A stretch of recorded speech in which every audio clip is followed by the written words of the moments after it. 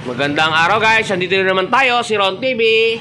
Ang tatalakay natin ngayon ay ang Yamaha Mio Sporty.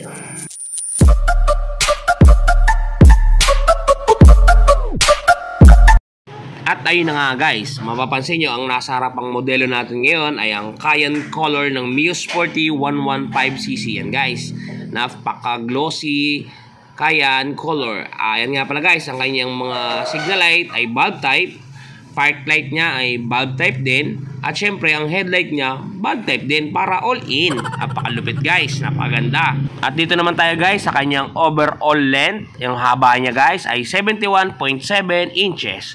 Dumako naman tayo guys sa kanyang lapad. Overall width, 26.6 inches yung overall lapad niya guys. Napakalupit talaga ng Mio Sporty. Dumako tayo guys sa kanyang ground clearance. Ang ground clearance niya ay 4.92 inches. Mataas, hindi ka isasabit. At dito naman tayo sa kanyang front tire guys. Yan guys, napakalupit. Guys, front tire tayo 70.90 by 14. Ito guys ay tube type. Hindi siya tubeless guys, tube type. May interior siya sa loob.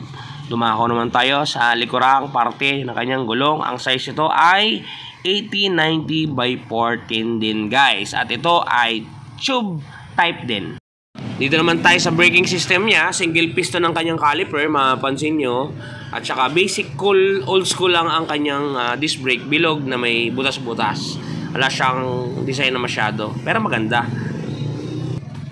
At dito sa kanyang likod, bali, drum brake siya guys. Drum brake siya na may adjuster dun sa ilalim na banda. Old school ang kanyang datingan.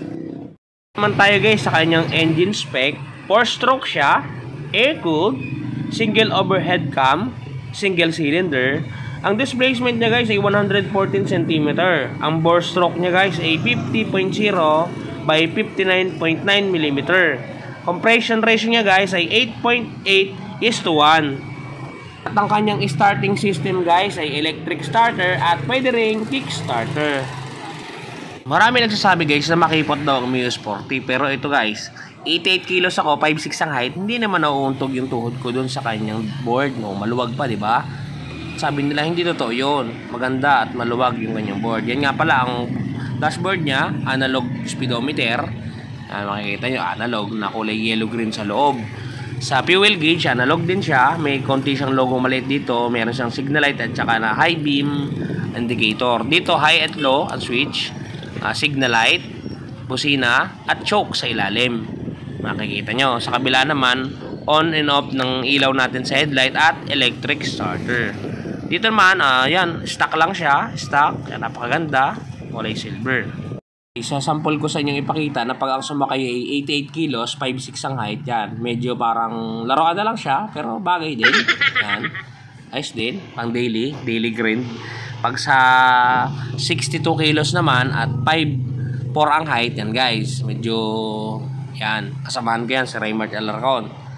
Yan, medyo mas pumagay, kasi medyo mapayat at makiti. Ayun guys, dumako tayo sa kanyang price, inaabangan ng lahat. Yan, ang cash price niya ay 75,500, down payment niya guys ay 7,390. 2 years, 4,700, rebates pa na 400. 36 months, 3,812, rebates pa ng 300 yan guys. 3,812 less 300 rebates, magiging 3,512 times 30 days, magiging 117 pesos lang guys ang itatago nyo per day, di ba? Napakalupit. Touch mo na.